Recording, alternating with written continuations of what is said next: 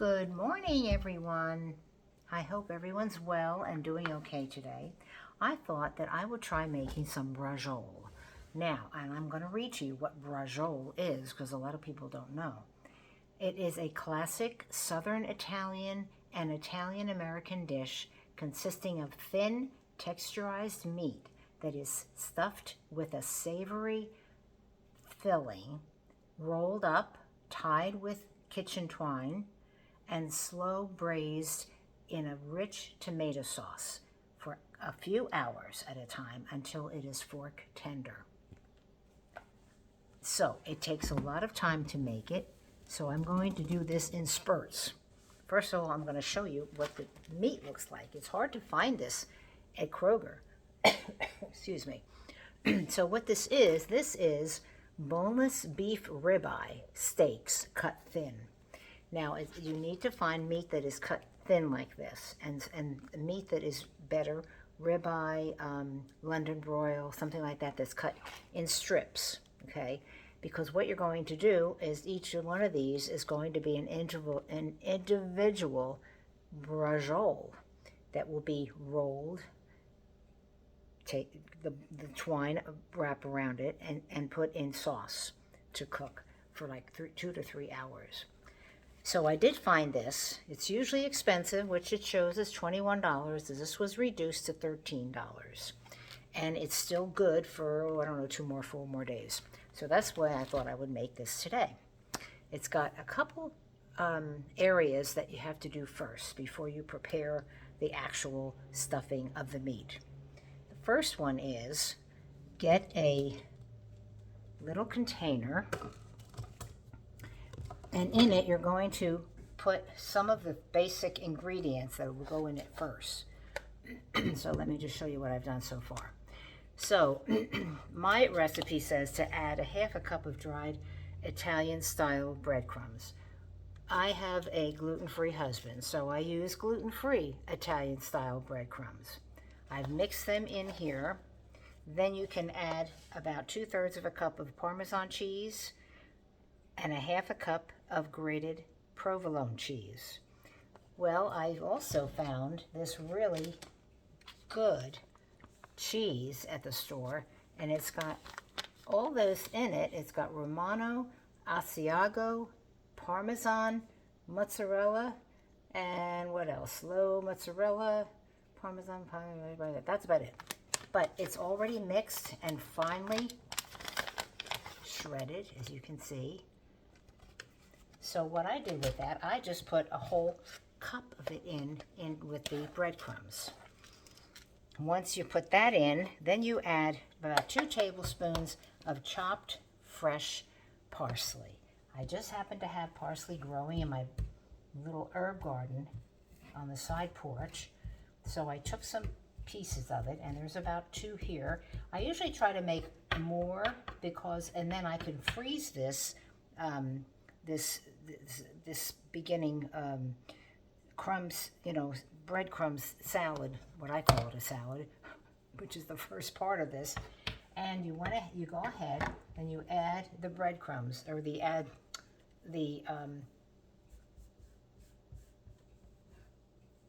okay. So you go and you add your parsley. Mix your parsley up real good. You could add salt and pepper at this point, okay? So I've done that, and I kind of set it aside right now because I have a couple other things. A lot of people will add pine nuts to it. Some people will get some kind of like prosciutto cheese or ham cheese and slice it up in little pieces and also put that in there. That could be used in the actual rolling of the bread, of the meat. So at that point, after I do that, then it calls for 1 large onion and 4 cloves of garlic to be put in with some red pepper, a little red pepper, in a frying pan. And it has, and the onions should be sauteed a little bit. So I checked to see if I could use these They're onion, minced onion.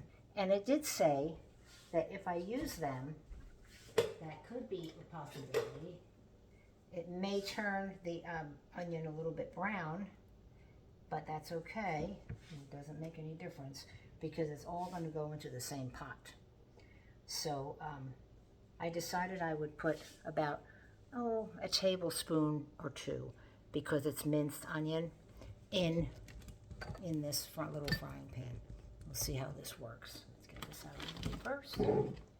And I'm going to put that in now and let that start to get a little bit brown. It doesn't seem like a lot, because if you say one onion, it does call for one large minced onion. Well, if I don't have a large minced onion, I'm going to use what I have. I think I'm going to put a little bit more of that in here, in the frying pan. And the frying pan has a couple tablespoons of olive oil in it, and also a little chunk of butter. And what I like about it is that I can, let me see if I'm putting this on the right burner here. I think so. No. You know, I have a new stove, and I keep forgetting which burner to put things on. Oh, well, whatever. Okay, now I got it right burner.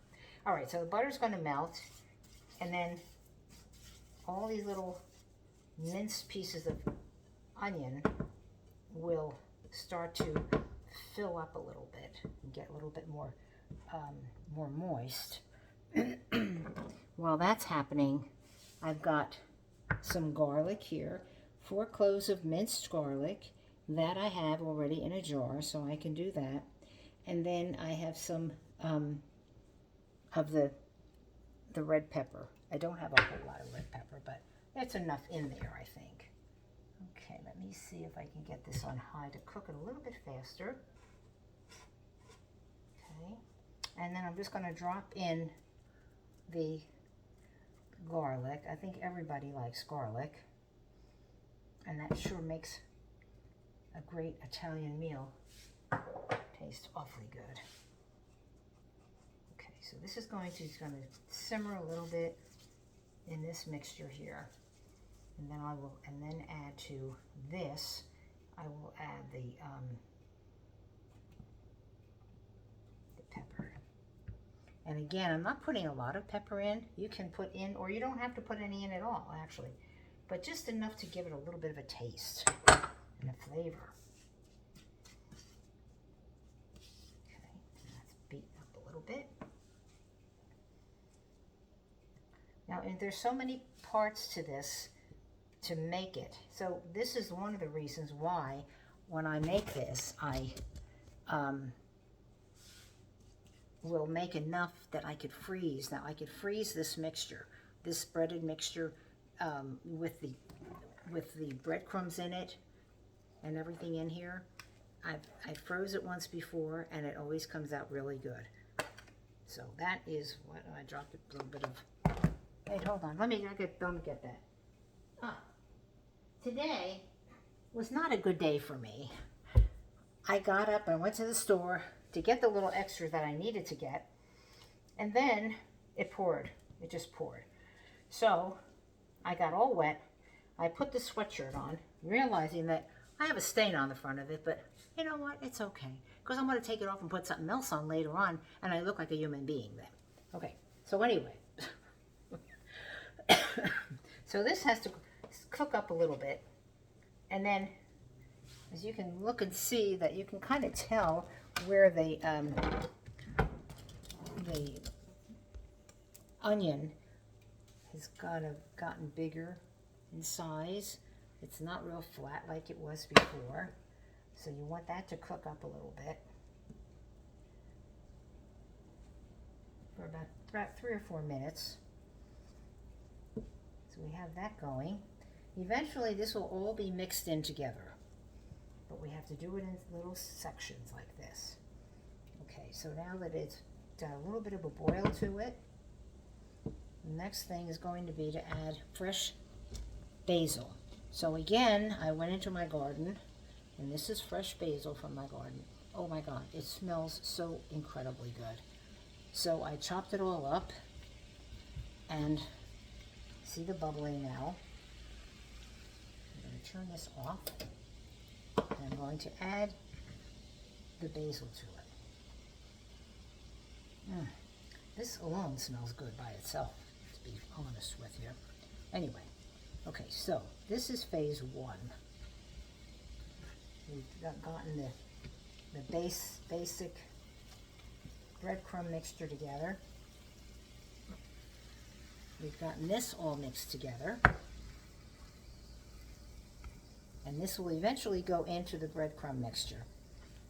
But right now, I'm going to let that set and then try to go on to the next phase.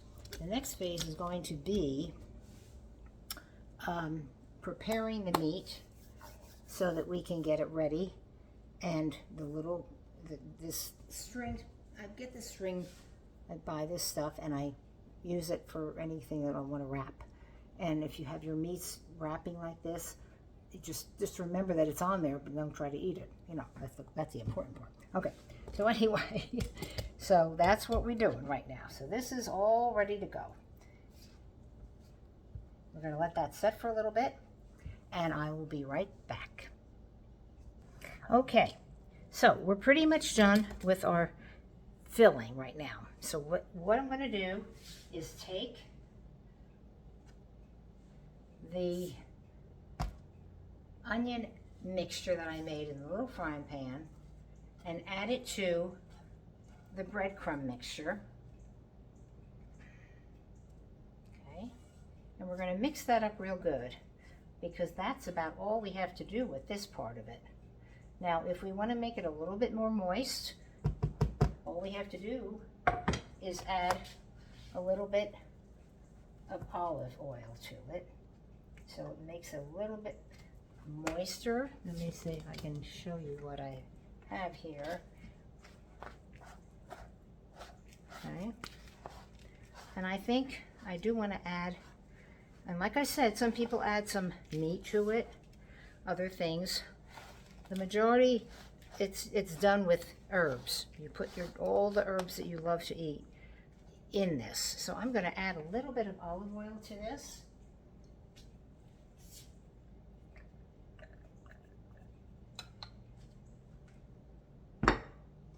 And everybody makes this differently. So you have to know that you're doing it your own way. This puts a little bit more body in the mixture, and you can see that, but it gives it a little bit more body. So I'm going to let this set over here with all the combination of different herbs we have in this. Okay, now comes the meat. This is the thing to do with me. I put a piece of wrap here, cling wrap here, and then I take and my hands are clean, by the way. Yeah, your hands have to be clean, but you want to take your meat and just press it down a little bit. So I'm going to lay these pieces of meat. Now they do have little spots of fat in there, which I like to leave in because I think it gives the meat more flavor. There are 5 pieces in this. Let me just wipe my hands off and get my little bang chopper that I take everything out on. Hold on, where is it? There it is. Every household should have one of these, because if you get your frustrations out and you want to go outside and just bang the side of the house or whatever you want to do with it, hey, you feel so much better after you do it. I'm only kidding. Okay, so now what I'm going to do is put another piece of this plastic wrap over top, and it'll actually just hammer it down ever so slightly, not real hard, but you know, enough to flatten it out a little bit more. And you'll see what I mean when I do this. Okay, so there's that. Now, there's 2 sides of this. This has like a little knobs on it if you wanted to really give it some gusto. The other side is flat. I use the flat side. It's just a matter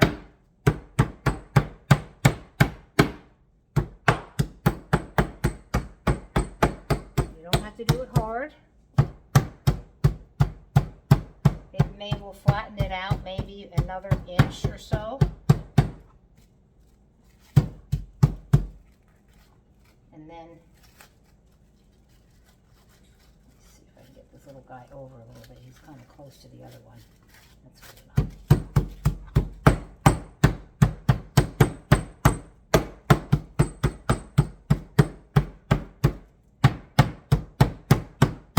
This has 5 pieces to it. So I'm just going to take one out. It did get a little bit flatter, if you notice that. I'm just going to get this one piece over here and put the last piece in and just flatten that out. Some pieces are flatter than others. And some pieces you may not have to do that at all. Okay, so that is how you get your meat to lay flat, okay? What I'm going to do is just show you the next thing that I do. In the meantime, I'm trying to get my sauce. I have braciole sauce that I made a while back, and I'm trying to thaw it out a little bit so we can stick these in the sauce. But before we do that, I'm going to show you how I actually roll them, okay? Get this over here. I actually have 2 sets of braciole that I'm going to make. So I'll do this, and before I do anything else, if I can find a small pair of scissors, which are those, these are the smallest scissors I can find, so I'll make it about, I don't know, 5 inches long, so it can go around the meat, and I'll show you what I mean by that. And you always have to get a good pair of scissors, which I don't have. Oh my goodness. Okay. All right, so this is my first piece. Now you see, this is in the middle. This is that part that's fatty. And it's okay that it's fatty. It doesn't make any difference. But now we've got this wonderful mixture we have. So I'm going to take a spoon and kind of just spread a couple handfuls of it on this meat, like so, okay? Because you have everything in there that you want. When this cooks up, the cheese in it will melt. The onions will taste wonderful. Oh my goodness, it'll taste so good. So that's what you do. You put it out about this far. Then what you do is you find your thinnest end. So basically, because we have a hole there, we'll just wrap it like that. And we'll take this end here and we'll roll it. I'm trying to get this so you can see what I'm doing, and it's not working. Okay, that's good enough. So you start to roll it, like so. Just roll that piece of fat that's in there.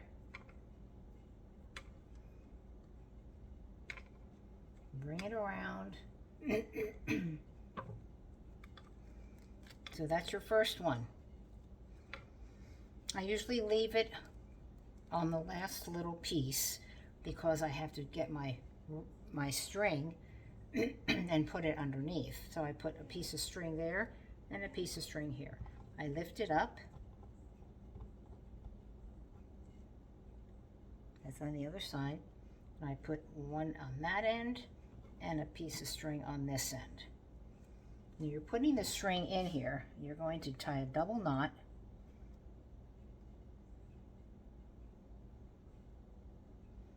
Tight. And then a double knot. So you do one knot and then a second knot.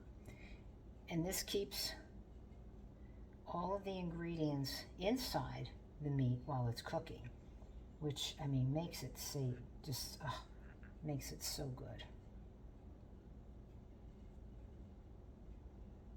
And like I said, these strings will stay, they'll stay on until you're ready to eat them. Then you take them off, and I'll show you that trick when we're done. One little piece at a time. Okay, now that's one. So to prepare this, in the sauce, we're going to put some olive oil in this big frying pan that I've got here. And we're going to brown each of the bracioles in the frying pan. We want them to get brown, the edges. So I will start to do that. Just opened up.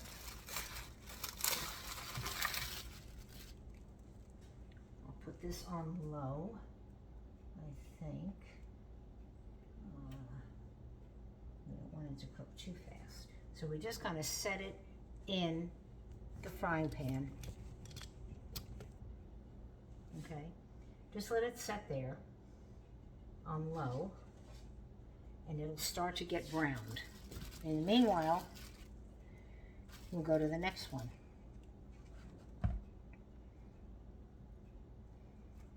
And we'll fill this one up the same way. And you can depend on how much you want to put into it. If you don't think it's enough, well, you add, maybe if you want to add more, like even strips of cheese, either strips of cheese or strips of beef, ham, anything like that would work. Okay, so this one I'm going to do the same thing with.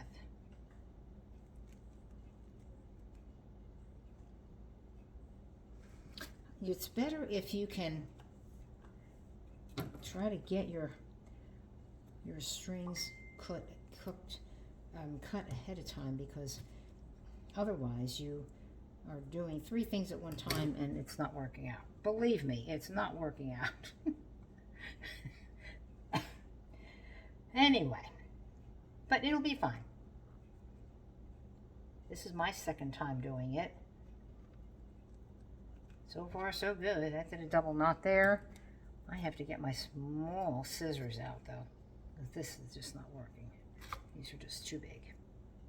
Just tie it once, one knot, and make another knot. And this is your second one. And you see how it's opening because of the fat being in there? But that's okay. Sometimes you need to not have that at all.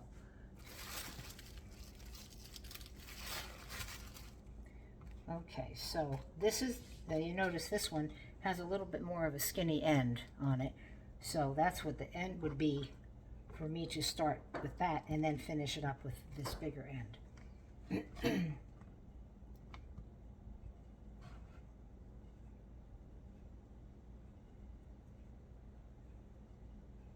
So many things you can do that you can add to this. And just make it your own. You really can make it your own. You can put what ingredients you want in it, in the roll, and see how it comes out. Or just say, okay, I don't want that. I want to add some chopped meat to it. Oh, yeah, add some chopped meat to it. You can do that too. Okay. So I'm going to finish doing these and set them in the frying pan, and then I will get back with you and show you how they're looking. They're starting to bubble a little bit and get browned.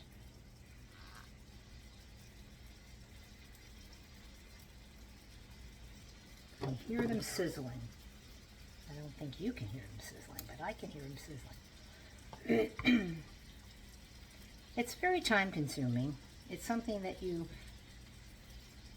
if you don't have the preparation for it, then it takes a little bit longer. But this is the third one I made. So we're putting it in here now in the frying pan. And I'll just bring this over and show you what it looks like.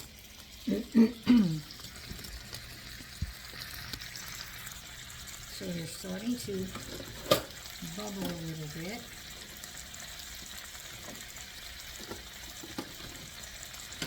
And when you think they're brown a little bit, you flip them over. Of course, there's going to be a lot more in here, but you see how they're starting to change color? I want to get them started. This one may be a little problem.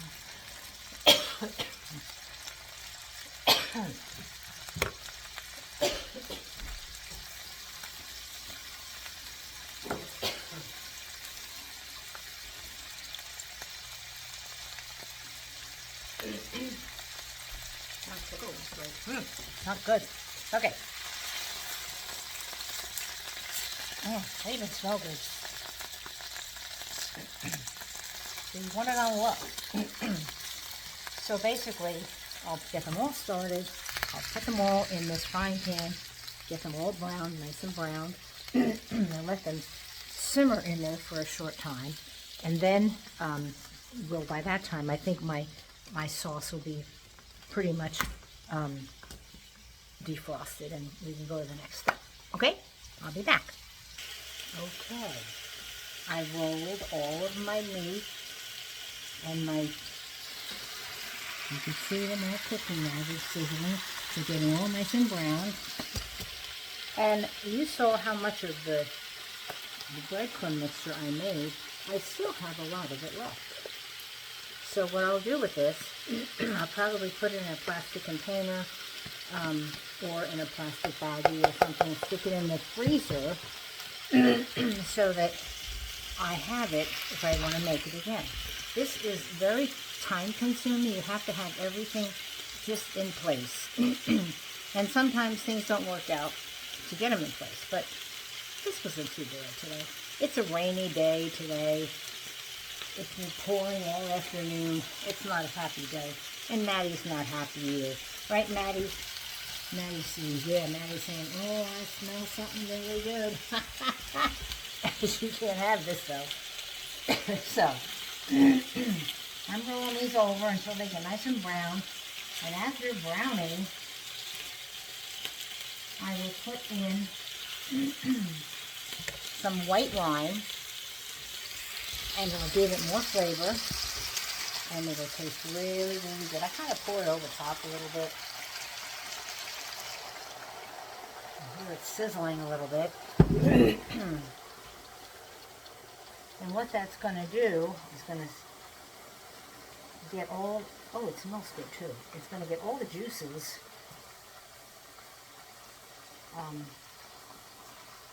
and just kind of make each of these taste really delicious. Now the point is, right now, is to get them started. So getting them started, you have to really keep them on maybe a low temperature and let them just kind of sit there and ferment in the wine. And then once you do that, then you get them and you put them in the sauce. And I'm almost positive that you add some of that wine mixture to that sauce because it makes it really taste good. So my sauce is right here. And what I'll probably do is put it in I can't put it in I don't have a deep fry pan that I could put everything in that the sauce would cover all of the bracioles. So I have to put it in a larger pot. So let me see what I've got here. Maybe this would be one. Well, I'll put it in my bigger pot. And this way they will cook down. I'm going to put the soup in here now, or the pasta sauce in here now. And then I'm going to add to this, I will add another container of marinara sauce. And it will make it a little bit thinner because this sauce was really heavy and thick when I was making it the first time. So we're going to want to make this one a little bit less thick. So I did find Prego marinara. I'm going to set that over here on this pan and open this jar while that is cooking down. Let's see. Yeah. The main thing about making braciole is you don't cook it in an hour and say, okay, time to eat, and you try to cut it. The thing is, once it's cooked, and we're talking 2 to 3 hours, it should cook in the sauce. So it takes a long time, and it has to make it perfect, and it makes it delicious. Once you take each one out, you will set it on a piece of, on a pan or a dish or something, cut the string off, and then you can cut them into little pieces. So one braciole is not going to be like one whole person. One braciole can have maybe 4 or 5 slices in it, and that will help you to know what's in there too. Some people even put eggs, hard-boiled eggs. They mix them in it. I mean, you can put anything you want in this and just make it delicious, and it really will be very good. So I'm getting this started now and get my marinara sauce that I have here and get it open. There we go. And I'll just pour that into this sauce that I had originally cooked the first few in. I did that little, I didn't do a video, but I did a little, I showed on Facebook that I had made it one time. And it's been a while. I mean, my dad used to make it, but I've never made it before. And I thought, you know what? Why not try it? So I always put some water in that jar to make sure I get all the tomato out. So basically I have to wait for this sauce to get defrosted. It's almost done actually. But that's about how you make braciole. It's a long day, a long process, and I think that you'll find it's worth it. So I hope you enjoyed this video. I did some, dumb things in it. I tried to cut the, if you have all your string cut ahead of time, it really saves you a lot of time, because then you have at least 2 pieces of string for each one. Sometimes you need 3, but most of the time you need just 2. And you just do, have them all in place. You have your breadcrumbs in place, and you have your, your frying pan in place. Everything's got to be ready. And it's not easy to do that sometimes. But that's okay. We can get it all together because we can. So that's about it. I hope you enjoy this. I might come back and just show you what it looks like. So I'm not done yet. I promise you I'm not done yet. I will be back. Okay, so this is the final step. I let the bracioles sit in the wine and olive oil mixture so they brown, and they are browning beautifully. While they were browning, I was defrosting my sauce in this pot. So I thought the next step is really to cover them with the sauce, and you can see them bubbling in here. They will cook in this sauce right here for 2 to 3 hours.